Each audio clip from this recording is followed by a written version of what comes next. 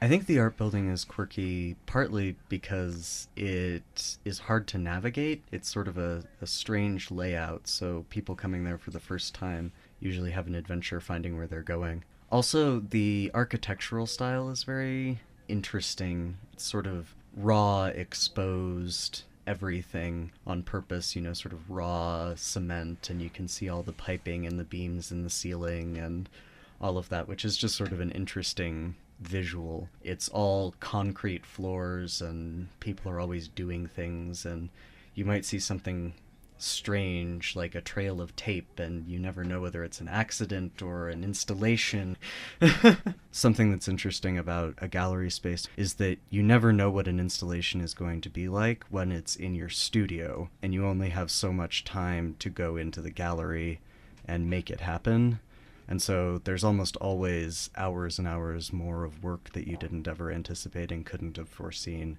So usually with that, I just tuck my head in and bowl along. So I'm in the Master of Fine Arts program, specifically focusing on textiles. I chose this particular area and this particular focus for a number of reasons. As an undergraduate art major, I started in sculpture and drawing, and I enjoyed those things very much. But then, sort of by chance, I was able to take a fiber course.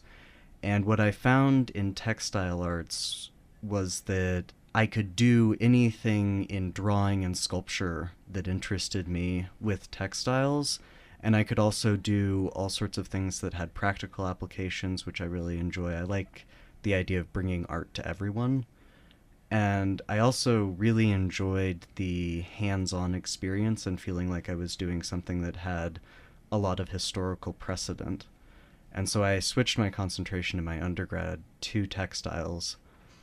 And so when I started applying to graduate programs in the arts, I was looking at textiles as well as in illustration. So what my day looks like from when I get up to when I go to bed depends a little bit on whether or not I have a scheduled class. As a grad student, I spend a lot of time in the studio doing hours and hours of studio credits that don't have structured class times. But just for an example, let's take Thursday. Basically, I'll get up, and I'm a coffee person, so I usually make coffee at home, but my first class is at the University Center for the Arts. So sometimes when I'm feeling really spendy, I go to the Wild Boar before class and have coffee. I really like coffee. And my first class then that day is Contemporary Artists and Critics. And then from there, I'll come onto campus and start in my studio. And I usually spend 2 or 3 hours in the studio after that class. That work varies really a lot. So sometimes I'm experimenting with things. Usually my routine varies depending on what I'm working on. Since I do so much illustration, I usually have 2 or 3 illustration projects laid out. I have a lot of table space in there, and so usually when I arrive, I just jump in wherever I left off the previous day. I do sort of 2 different things in my studio. I work for school, and I work on illustrations that I do for my job. So it just sort of depends on what's got a deadline coming up. And I do a lot of back and forth because the Fibers studio proper is down the hall. So I'll be in my studio for 15 minutes, down the hall, checking on something, back and forth and back and forth. I would absolutely consider being a graduate student a full-time job. In my free time, I go bird watching and hiking. I like those things. I do go to the gym a lot. It's sort of a fun thing for me.